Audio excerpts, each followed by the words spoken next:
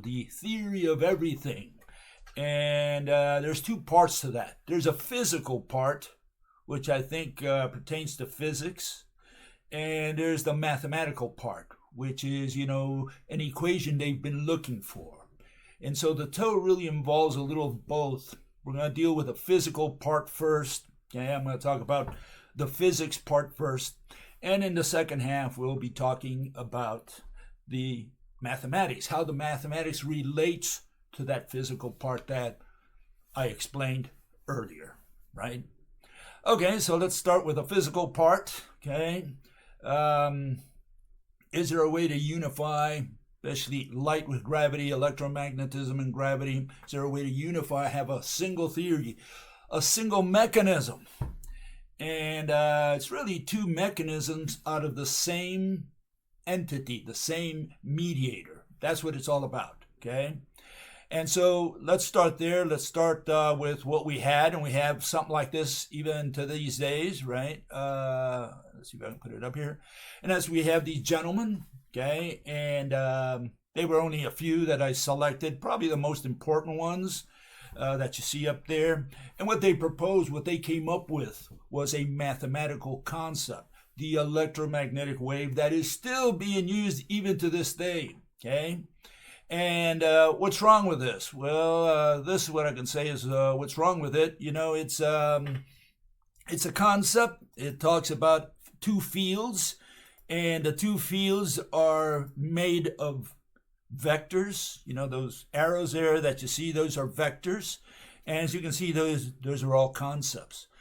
And, one of the first lessons you have to learn in physics is that you need objects. You can't do physics without objects. That's a hard lesson for people to learn. They want to do it with concepts such as field and vectors. And no, if you're going to give a physical interpretation, you're going to do the physical part of your presentation, of your dissertation, you need a physical object, okay?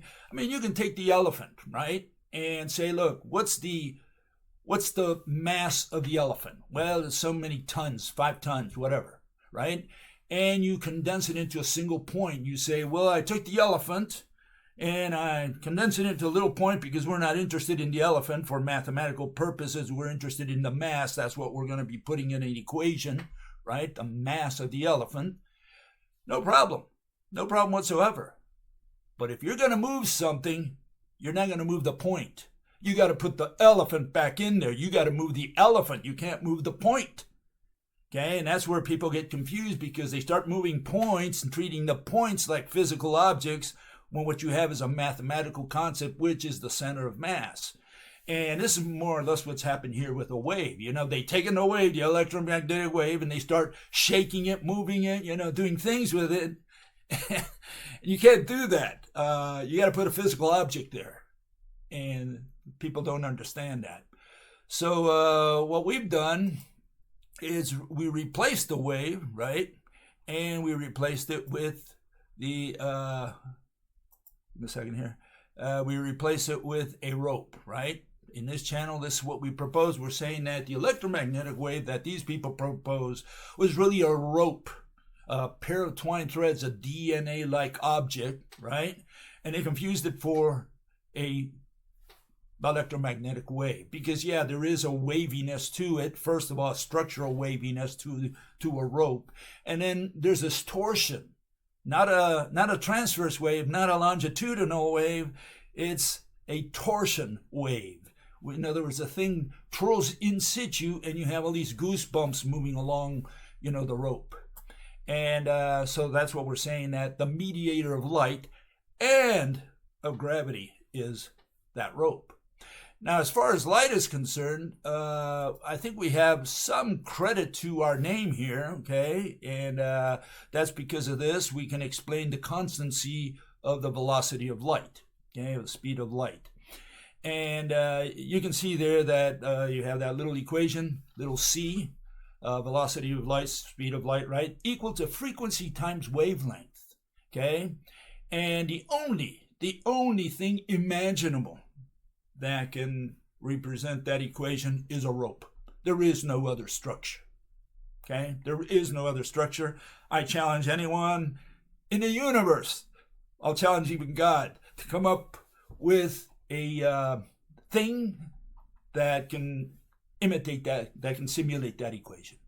And I'm telling you, there ain't. Okay, there's no such other object out there. It's got to be a rope. Okay, this is it, folks. It's a rope.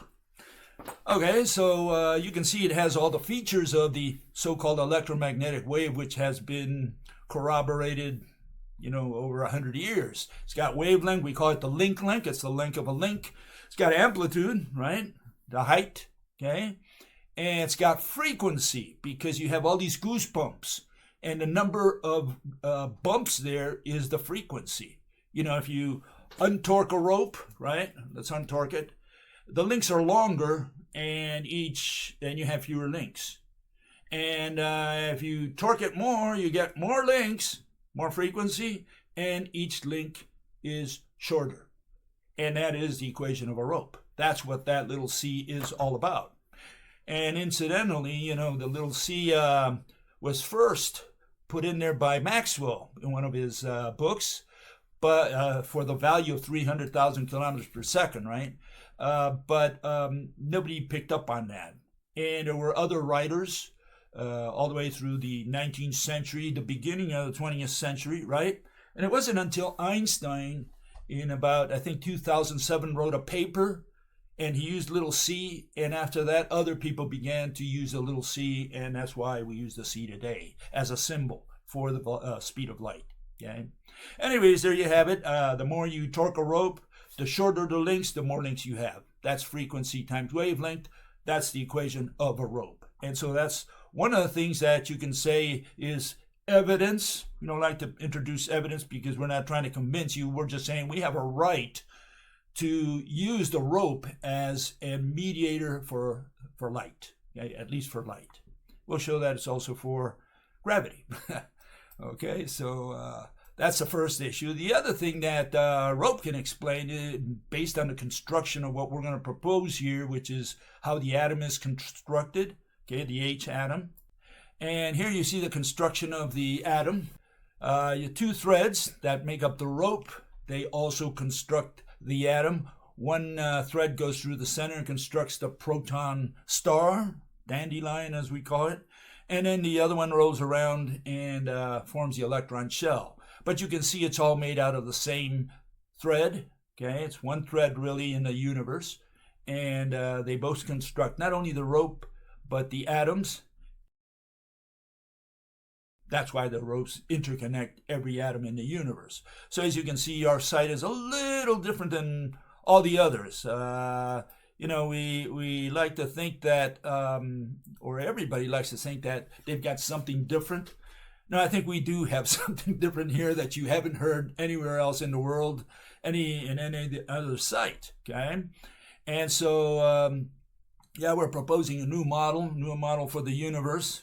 We think that these people who've been doing research and theoreticians and so on, they misconceive the universe completely. They don't have the slightest idea what this universe is or how it works. Here we have a different version, and I think it works a lot better. That's my opinion, right? But you have to reach your own conclusion. Okay, so what I was saying is that if the atom is constructed by the same threads, twine threads, as the ropes that interconnect them, then we can see why you don't add the velocity or the speed of the train to the light coming out of the train. You have your car, your headlights, and you turn the lights on. Well, if you threw a ball from your car while it's running, you would have to add the speed of the car to the speed of the ball. That's not the case with light. Light has a different speed or a constant speed irrespective of the movement of the source. And there you can see why. If the atom is made of the same material, the same threads that make up the rope, you can see how the atom can slide along there because the threads are going over and through, right? You have the blue one going right through the center of the atom, which is what makes up the proton, and the other one goes around and forms out the electron shell. So an atom does not, it's torquing, it's vibrating and torquing the rope, sending light along the rope. it doesn't have to, you don't have to add the speed of the atom to the speed of light, because the atom is eating into the rope. Okay, so we're explaining two things: the constancy of the velocity of light, the speed of light, and also why you don't add the speed of light to the moving object. Okay, the speed of light is independent of the moving object because the atom does not push light forward. That's another reason why you can't go faster than light, because you're trying to go faster than the threads that make up the atom. So, it answers all those questions. At least we have an answer for them. And again, it's up to people to ponder what I'm saying and reach their own conclusions.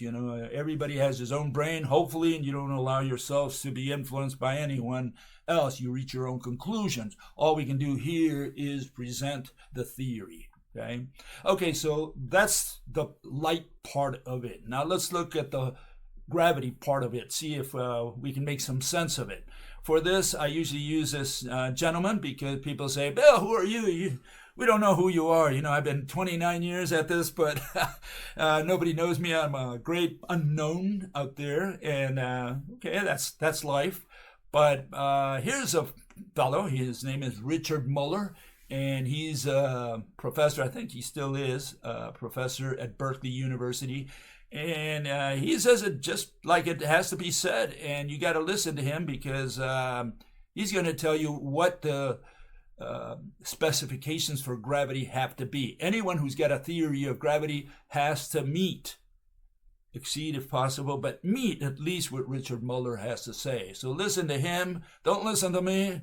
I'm a nobody. Listen to him. He's a somebody. So here, listen carefully. Here goes. If you have the Earth with its big mass here, and you have you with your little mass here, that every atom on the Earth is pulling on every atom of you.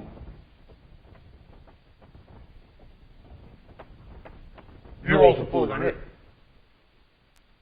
You're pulling on atoms right now on the other side of the Earth. On the other hand, there are a lot of atoms here you're pulling on. You're pulling on all of them. The amazing thing about gravity is it goes right through things.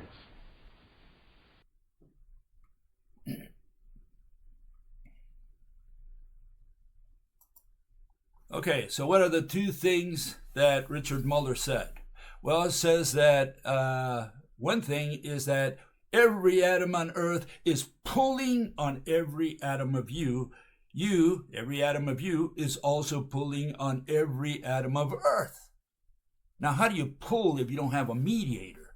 Again, we need to do physics with physical objects. Mother Nature does not do physics with witchcraft and black magic, or what they call in mathematical physics and theoretical physics, they call it action at a distance. No such monster in our universe. Okay, Mother Nature does not work by black magic. Okay, so it's not action at a distance, not remote control. No, there has to be a physical object, and Muller just told you every atom pulls on every other atom. So there's got to be something between any two atoms, and we're saying it's this rope that interconnects any two atoms. Okay, so here it is again. This is his summary. Okay, just listen to him. Okay, he says, every atom in the Earth is pulling on every atom of you. Okay, I think it's straightforward. You're also pulling on it. Now, what part did you not understand? There's got to be a physical object there. Okay, otherwise, you're doing black magic. You're saying this atom pulls on that one, but there's nothing in between them. Okay, and that's irrational. Okay, and then he says the amazing thing about gravity is it goes right through things. So if you have an object in front of another object in front of another object, gravity goes right through them. You cannot put a shield in front of you to protect yourself against gravity. There's no gravity shield. Gravity goes right through your shield, pulls you and the shield, both of them. Okay, so keep that in mind. Okay, those two things are the things that you have to meet if you have a theory of gravity. Okay, if you cannot answer those two questions, you do not have a theory of gravity. Period. We're done. Okay. No, there's no argument on that. Okay, so we say that we use these ropes, right? Electromagnetic ropes, very thin, extremely thin, unimaginably thin ropes connecting any two atoms, and those are the ones that are going to bind any two atoms in the universe. Any two atoms, okay? That means all atoms are physically interconnected. Every atom in your body is right now connected to every atom in my body, and to every atom in my room here. Okay, that's what we're saying. Okay, I just want you to understand that that is what we're saying. Okay, and here we have a little gift there that gives us an idea that of what I'm saying. You're saying that every atom of that astronaut is connected to every atom on Earth. What's happening is as he falls, the ropes, the connecting mediators, in this case the electromagnetic ropes, they fan out. And that's the acceleration of gravity. The closer he is, it's a distance-related phenomenon.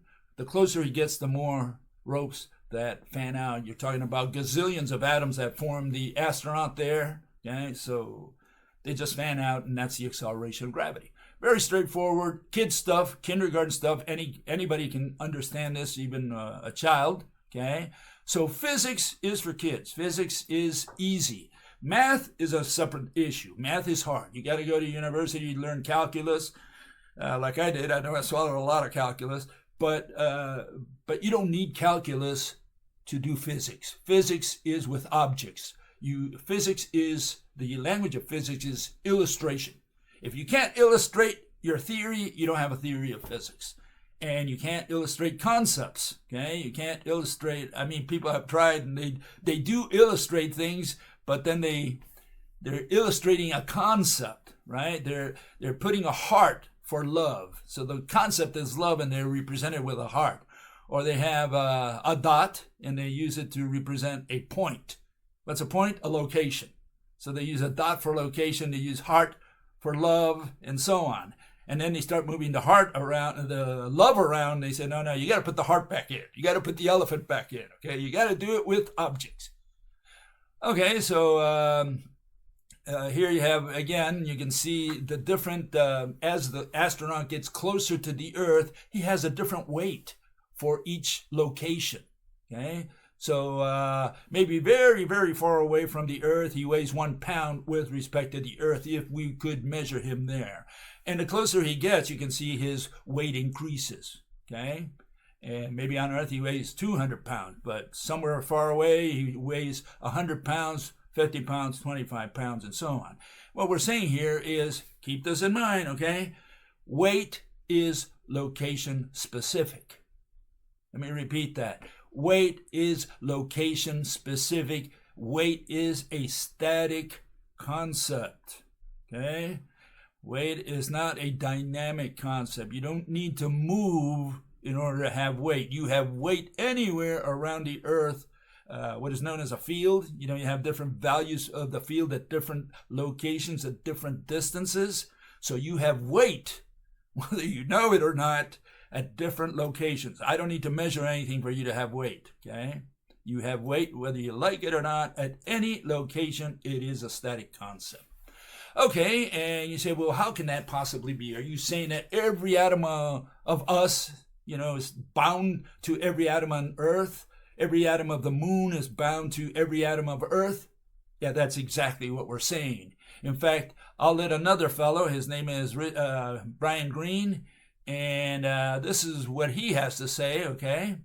Here he goes. You'll just have to read, okay? Here it goes, okay?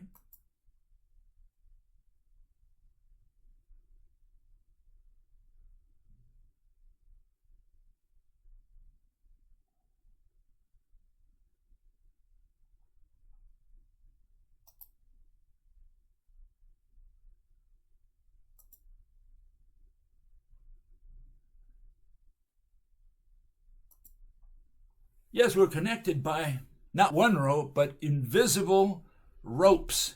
And they got rid of that notion. Why? Because they said, well, I can't see, I can't touch any ropes at anything there, so there's nothing there. It's action at a distance.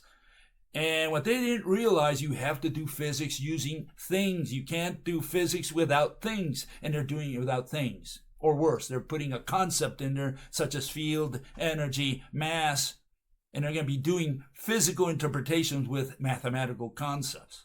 That's where the problem is. No, there is a rope. Not one rope like Brian Greene said there. There are many ropes, gazillions of them. For every atom of the moon, there's a rope connecting it to every atom on Earth. So the Earth swings the moon around like this.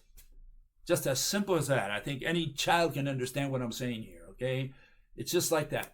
That's what gravity is. Gravity has to have a mediator, okay? And it's got to be an elongated, very thin mediator that connects any two atoms in the universe. Straightforward. That's what we propose here, okay? And yes, there's a unification also between light and gravity, that they both have these features, and this is how they represent them. It's the inverse square law, okay? The farther away you go, the light becomes dimmer. It's less bright, right? And the farther you go, gravity becomes weaker, okay? So it's like they have, light and gravity seem to have very similar features, okay? And so what do? Well, we say that with the ropes, you can explain that. Here you have them. The closer you are to, in this case, a screen, right, the more the ropes fan out, okay? And not only do you have a brighter screen, but also like when you approach the Earth, the closer you get, the ropes fan out, and now you have more gravity. You have a greater acceleration, okay? But keep in mind, weight, which is what Newton's equation really measures, right? The closer you get, the stronger gravity is, but it's that force, they say. They use it as a force. The equation is a force equation, but there is no force because any location without any force intervening, okay? Any location, like if we took a snapshot of the universe, God's camera took a snapshot, there would be no motion. You would have weight at that location. And you say, but I haven't moved. I haven't pressed down on the scale. You don't need to measure anything. You have weight anywhere around the Earth, okay? Period. Non-debatable, okay? Okay, and so some people say, well, why can't we touch these roads? Why can't, if they're there, right? And people say, not only touch them, because if you can't touch them, means we pass our hands through them. In fact, I'll prove this to you. This is an experiment that you probably want to do at home, always in the presence of a relativist, right? And here we have, this little straw. Let me get here in the center. And I'm going to drop it, okay? And if you drop it, it always falls downwards. This is what you'll verify, okay? Now, this is the trick, okay? Maybe you can get another person to help you out, okay? What you do, you have this, right? This is a straw, by the way, so it's kind of thin, okay, and very light. And I'm going to let go of it, okay? And it comes down, right? Now, what you can do, and I'm going to do it here now, very dangerous thing is, I'm going to pass my hand, and you can see that all the ropes that are connecting this straw to every atom on Earth, and I'm passing my hand right through it. So you're saying there's nothing there because I can't see and I can't touch anything here. So if we're going to do it like Mr. Muller said, and every atom of the straw is connected to every atom on Earth, and there's got to be a connector, I'm passing my hand right through all those gazillions of connectors. Okay? So we either do black magic and say action at a distance, remote control, witchcraft, whatever you want to call it, or we do physics, saying there is something connecting every atom of this device to every atom on Earth, and I'm passing my hand right through it. Okay? So you can let it drop, and hopefully you could measure the speed, in other words, the acceleration, which should be 9.86 meters per second square, right? That would be the acceleration of whatever object you drop on Earth, barring, air friction. But if you drop an elephant, there's very little friction there, and you drop a stone, they should pretty much fall at the same time. And if you pass your hand while they're falling, okay, so you pass your hand right through there while they're falling, you'll see that your hand does not affect the acceleration. In fact, you can probably do it with a parachutist. You know, the parachute guy goes slowly, and he's falling on Earth because gravity is pulling on him, right? In other words, he's falling and accelerating due to all these ropes fanning out. And you can pass your hand below the parachutist, and he'll fall at the same rate. Your hand will not affect anything, okay? So, yeah, that's the issue. And people say, well, Bill, you're crazy. You're saying that ropes not only are invisible and intangible, but they go right through each other. Yeah, not only the rope, my hand goes right through them as well. And so how can that be? That's irrational. That's unthinkable. And so, there was a series in the 60s I used to watch a lot, and it was known as the Untouchables. Okay? They were untouchable. You couldn't touch them. Okay? And quantum mechanics also has come up with a whole bunch of untouchables, and nobody questions it. See, here's some examples. Let me read them out to you here. Space.com, around 65 billion neutrinos manage to stream through every square inch of your body every single second with no discernible effect. They go right through you, through every atom, through every thing that builds your body. Wikipedia, neutrino typically pass through normal matter unimpeded, undetected. And nobody questions this? I mean, when I say the rope goes right through the rope, you say, no, Bill, you're crazy. How can a rope go through a rope? But here, the neutrinos go through everything, untouched. They go right through things, and nobody questions that. Nobody says, hey, how can that possibly be? How can neutrinos go through things and not touch them? You have a little ball going through another ball, right? And they go right through it. Nobody questions that. Photons cannot couple directly to each other in a fermionic field, according to the Landau-Yang theorem. So photons also go through things. How about the gravitons? They exist then like photons, and unlike gluon, gravitons do not interact with other particles of their kind. They always say they're weakly interacting particles. They interact weakly with matter. They use that fancy wording. What they're saying is it goes right through it. That's what they're saying. And so you say, well, how can that possibly be? And nobody questions that. See, this is the problem. The problem is that everybody questions when I use the rope. And they say, well, how come nobody questions the particles that these people talk about? Now, there's a caveat there. A tiny caveat you have to keep in mind, okay? Particles can only push. Okay? Particles go one way. Okay? A rope or anything that's pulling, right, goes in two directions. Okay? And so when people say, well, hold it, you're saying you're pulling something cuts right across it and doesn't cut it? And so that's where people start asking the question. But really, it's no different with particles. If you take two hoses full of water and, just let the water run on both hoses, you put them one against the other, the water will bounce. So if particles go through each other, not a single one should bounce out. So in that sense, there's no difference between push and pull. But people start questioning the pull because they say, hold it, it cuts across the rope, but it doesn't cut it and continues pulling. Yeah, it's like a river going through another river. It doesn't maybe stop the other river from flowing. Think of it like that. But yeah, that's Mother Nature's universe. So two lessons you got to draw from what we've never made assumptions before is, one, that you need objects to do physics, and the other one is that the objects Mother Nature uses can cut across each other. Not only are they invisible, intangible for our regular everyday macro world, they go right through each other. And until you come to terms with that, until you realize that, you're never going to understand what is out there in our universe or how it works. So those are two things you need to understand. You need physical objects to do physics. You can't do physics with concepts, okay?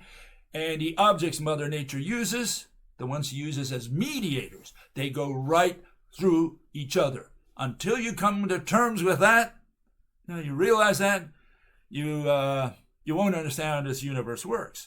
And here what you have, here's an example of another thing that goes right through each other and nobody questions it at all. Here you have Arvin Ash, talks a lot about, has a show on physics, right? And what he does, he talks about fields. I want you to listen to him because he's telling you all the fields that we have out there. Now listen carefully to what he has to say, all the fields that are out there. Okay, here he goes. Listen. All these fields extend out in all of space-time. In other words, the fields are always there and exist everywhere, including inside your body. Now, although they exist everywhere and you can't see them, they are not nothing. They are teeming with virtual particles. These are particle-antiparticle pairs that get created and destroyed. They come in and out of existence constantly. These virtual particles can't be measured, but nature allows the creation of these virtual particles by letting them borrow energy from the vacuum.